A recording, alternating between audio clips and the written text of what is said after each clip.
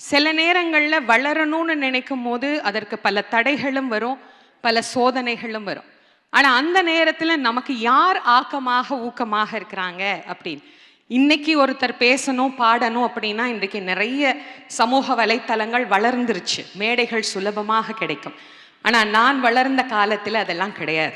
எங்கள் வீட்டுக்கு பக்கத்தில் ஒரு கோயில், அங்கே என்னை பேசலான்னு சொல்லி கூப்பிட்டாங்க. நானும் பாவாடை சட்டையெல்லாம் போட்டு ரெடியாகி போய் ஜம்முன்னு பேச போகிறேன். என் ஸ்கூல் ஃப்ரெண்ட்ஸ் எல்லாம் கூப்பிட்டு உட்கார வச்சிட்டேன். இன்றைக்கி நான் பேச போகிறேன், இன்றைக்கி நான் பேச போகிறேன், இன்றைக்கி நான் பேச போகிறேன். செகண்ட் ஸ்டாண்டர்டோ என்னமோ படித்தேன். அவங்க எல்லாம் பேசுகிறாங்க, எனக்கு மைக்கே வரல.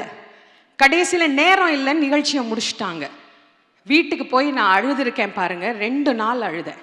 எங்கள் அம்மா எனக்கு ஒரு சத்தியம் பண்ணாங்க, அடுத்த வருஷம் இதே மேடையில் உன்னை நான் பேச வைக்கிறேன் அப்படின்னு சொல்லிட்டு